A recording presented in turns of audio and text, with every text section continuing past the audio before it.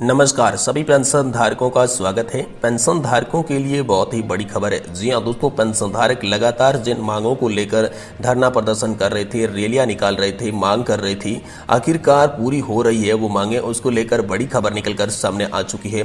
तो दोस्तों, आज के इस वीडियो में मैं आपको 3 मांगे पूरी हो रही है, 3 बड़ी घोषणाएं सरकार के द्वारा की जा चुकी है, इसके बारे में बात करूंगा। और साथ ही मैं 2 बड़े अपडेट आपको दूंगा कि नए अपडेट आप सभी की पेंशन को लेकर क्या आए हैं। तो सबसे पहले मैं बात करूंगा आपकी जो 3 मांगे हैं, साथ ही 3 जो घोषणाएं सरकार ने कर रखी है, जिसमें से पहले है आप सभी की जो मांग थी कि 7,500 प्लस डीए मासिक पेंशन मिलनी चाहिए, तो उसको लेकर है। वही दोस्तों दूसरी मांग थी कि डीए और जो मेडिकल सुविधा है वो हस्बैंड एंड वाइफ को मिलनी चाहिए, तो इसको लेकर भी सरकार की तरफ से बड़ा ऐलान आ चुका है।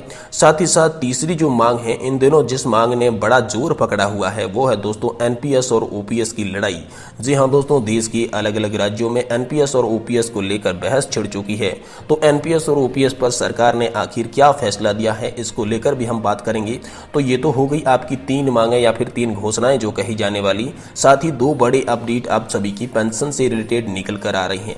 जी हाँ दोस्तों, पहला अपडेट है कि ईपीएफओ का जो सर्कुलर आया था, जो लागू नहीं किया गया था, तो इसे लागू करने को लेकर बड़ी खबर सामने आ रही है। जी हाँ, ईपीएफओ के सर्कुलर को लागू करने को लेकर बड़ी खबर सामने आई है।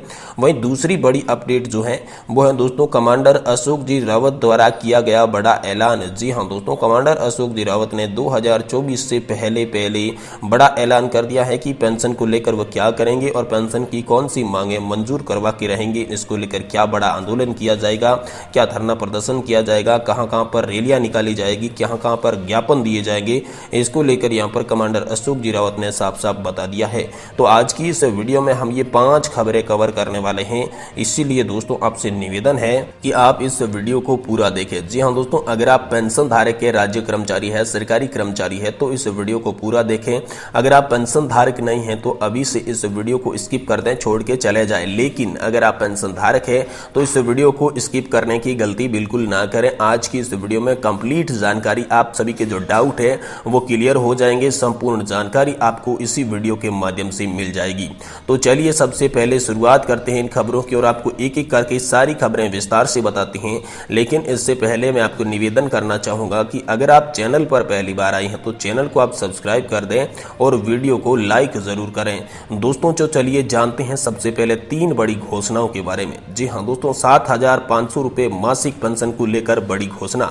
जी हाँ दोस्तों, आप सभी जानते हैं कि लगातार 6-7 सालों से यहाँ पर 7,500 प्लस डीए को लेकर पेंशन धारक जो है वो लगातार संघर्ष कर रहे हैं। जगह जगह पर धरना प्रदर्शन, जगह जगह पर रैलियां कर रहे हैं।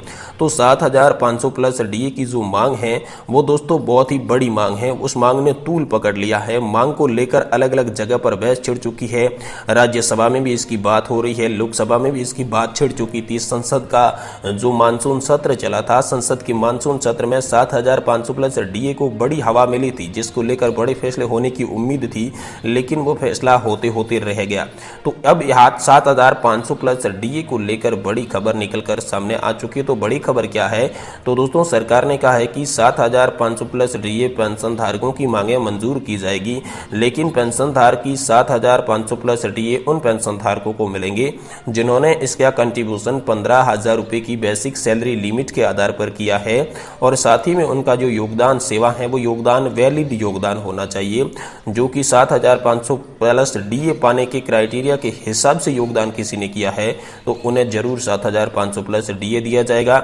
लगभग देश की 35 लाख ऐसे पेंशन धारक है जिनकी पेंशन 7,500 प्लस डीए हो जाएगी। जी हाँ दोस्तों, सरकार ने ऐसा आश्वासन दिया है और ये जो आश्वासन है ये दोस्तों 2024 से पहले लागू किया जाएगा। इस प्रकार का अपडेट सरकार ने जारी किया है। वहीं दोस्तों दूसरी बड़ी खबर है डीए और मेडिकल को लेकर। जी हाँ दोस्तों, तो आप सभी को पता है कि डीए साल में 2 बार बढ़ाया जाता है। एक बार आपका डीए बढ़कर यहाँ पर 42% हो चुका है और दूसरी बार आपका 4% डीए बढ़ाया जाएगा, जिसे बढ़ाकर 46% किया जाएगा। जी हाँ दोस्तों, अब आप सभी को 46% डीए मिलेगा, लेकिन 46% डीए कब से मिलेगा इसके लिए अभी तक कोई ऐलान नहीं किया गया है। डीए बढ़ाने के लिए सेंट्रल बोर्ड ऑफ ट्रस्टीज की मीटिंग जो होने वाली है वो दोस्तों इसी माह के एंड तक हो जाएगी, ऐसा यहाँ पर सरकार ने आदेश दिया है। और सीबीटी ही ब्याज दरों पर फैसला करना हो गया या फिर डीए बढ़ाना हो गया, इसके बारे में फैसला करती है। अब आपकी मांग आती है कि मेडिकल सुविधा। जी हाँ दोस्तों, पेंशन धारक और पेंशन धारक की पत्नी को मेडिकल सुविधा, चिकित्सा सुविधा मुफ्त में कैसे मिले, कितनी मिलेगी, ये इसके बारे में बड़ी जानकारी आई है। क्योंकि दोस्तों मेडिकल सुविधा इन दिनों बहुत ही खास हो जाती है। बुजुर्ग पेंशन धारकों को मेडिकल की बहुत ही आवश्यकता पड़ती है बुढ़ापे के कारण। तो इसी को लेकर ये जो मुद्दा था संसद में उठाया था, सीपी जोशी जी ने भी संसद में उठाया था, साथ ही साथ एलमराम करीम ने भी यहाँ पर आपका मुद्दा संसद में उठाया था। देश के अलग अलग राजनेताओं ने यहाँ पर आपका संसद में मुद्दा उठाया था कि ईपीएस 95 पेंशन धारकों को बेहतर मेडिकल चिकित्सा सुविधा देनी चाहिए।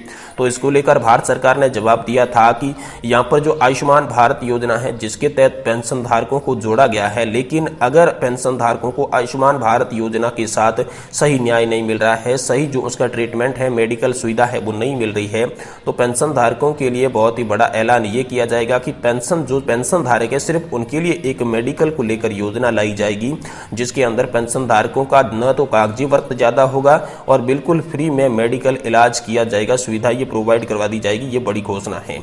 अब दोस्तों तीसरी बड़ी घोषणा या फिर तीसरी बड़ी मांग की बात करें तो दोस्तों इन दिनों राज्य सरकारों और केंद्र सरकार के बीच ओपीएस और एनपीएस को लेकर बहस छिड़ी हुई है। जी हाँ दोस्तों, विपक्षी सरकार, विपक्षी दल जो है वो लगातार ओपीएस को लागू कर रहे हैं, जिसमें 5 राज्यों में यहाँ पर लागू हो चुकी है। साथ ही साथ जो एनपीएस के अंदर है बीजेपी, वो है बीजेपी यानी कि जो सत्ताधारी पक्ष है, जो केंद्र सरकार है, वो एनपीएस के अंदर ही संशोधन करने की बात कर रही है, एनपीएस को ही सुधारने की बात कर रही है, न कि ओपीएस को लागू करने की।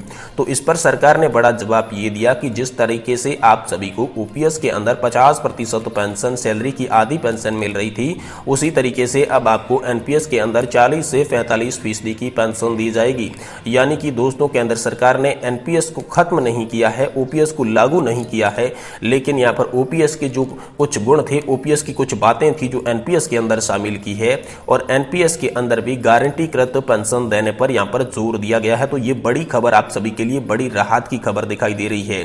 साथ ही दोस्तों 2 बड़े अपडेट जो आए थे उसके बारे में बात करते हैं। तो दोस्तों अपडेट था कि ईपीएफओ का सर्कुलर, जी हाँ दोस्तों, ईपीएफओ ने पहले सर्कुलर जारी किया था, लेकिन यह सर्कुलर लागू नहीं किया गया था। तो वो कब से लागू किया जाएगा, इसको लेकर यहाँ पर सरकार की जब संसद में बातचीत उठी तो संसद में इस मुद्दे को लेकर एक बिल पारित किया गया, जिसमें कहा गया कि ये जो ईपीएफओ का सर्कुलर है ये दिसंबर से पहले पेंशन धारकों के साथ लागू होना चाहिए। पेंशन धारकों को इसी सर्कुलर के आधार पर दिसंबर से पहले पेंशन मिलनी चाहिए। तो इस पेंशन बढ़ोतरी के मुद्दे पर साथ ही साथ ये जो सर्कुलर आया है ये पेंशन बढ़ाने को लेकर है, पेंशन में काफी सारा इजाफा यहाँ पर होने वाला है, इसी सर्कुलर में ऐसा बताया गया है।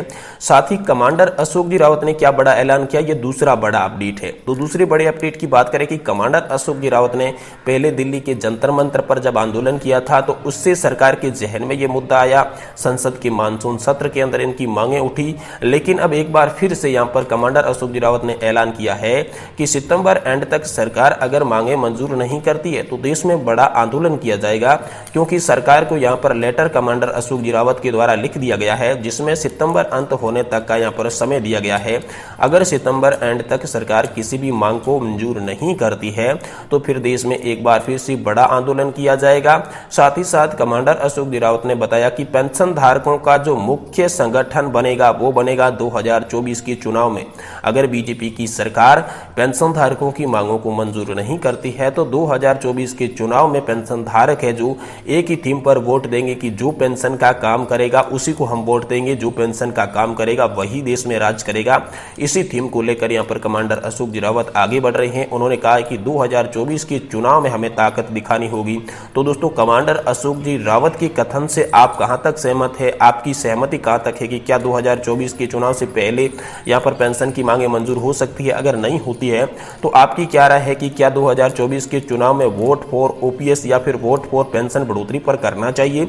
इस पर आपकी क्या राय है कमेंट बॉक्स में हमें जरूर बताएं। साथ ही साथ आप हमारा ये वीडियो कहां से देख रहे हैं, किस राज्य से, किस स्थान से देख रहे हैं, हाल फिलहाल में आपको कितनी पेंशन मिलती है, इसके बारे में हमें कमेंट करके जरूर बताएं। हम दोस्तों बड़ी अपडेट के साथ नेक्स्ट वीडियो में हाजिर होंगे। तब तक के लिए जय हिंद, वंदे मातरम।